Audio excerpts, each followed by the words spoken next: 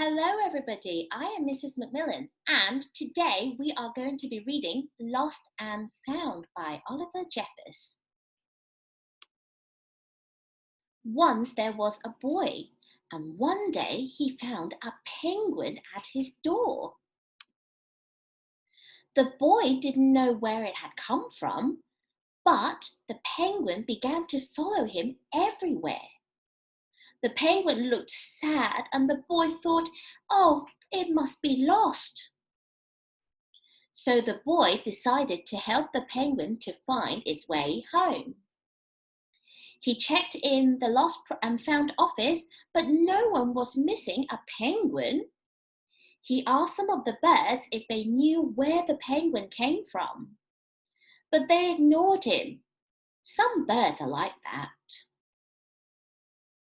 The boy asked his duck, but the duck floated away. He didn't know. That night, the boy couldn't sleep for disappointment. He wanted to help the penguin, but he didn't know how to. The next morning, he discovered that penguins come from the South Pole. But how could he get there? He ran down to the harbour and asked a big ship to take them to the South Pole. But his voice was too small to be heard over the ship's horn. It was really loud, and he was just tiny here. So together, he and the penguin would row to the South Pole in a small boat. The boy took his rowboat out of the cupboard and they tested it for size and strength. They packed everything they would need, and together they pushed the rowboat out to the sea. They rowed south for many days, from day to night.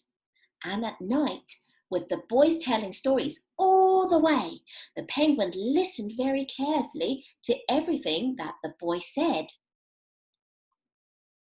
They floated through good weather and bad, when the waves were as big as mountains, whooshoo, until they came to the South Pole.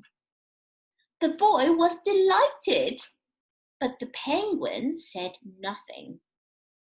Suddenly, it looked sad again as the boy helped it out of the boat.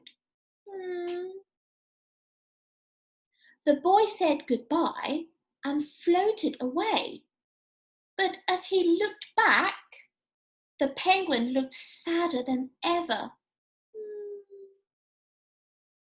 It felt strange to be on his own without his penguin friend on his side. And the more he thought about it, the more he realized he was making a big mistake. The penguin wasn't lost. He was just lonely. He wanted a friend.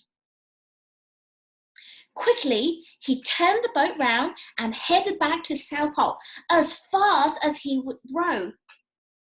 At last, he reached the pole again. But where was the penguin? The boy searched and searched, but he was nowhere to be found. He tried shouting, he tried looking, and even looking through a really big lens of glasses. But no, he couldn't find his penguin friend. Sadly, the boy set off for home. He was feeling sad and he started to row away. There was no point telling stories because there was nobody to listen to except the wind and the waves. But then the boy saw something in the water ahead of him. Closer and closer he got until he could see the penguin.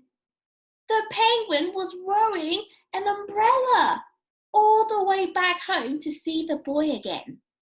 And when they met, they held their arms out together and they gave each other a warm hug. And so the boy and his friend went home together, talking of wonderful things all the way back to their home. And that is the end of the story. I hope you've enjoyed it, children. See you again next time. Bye bye.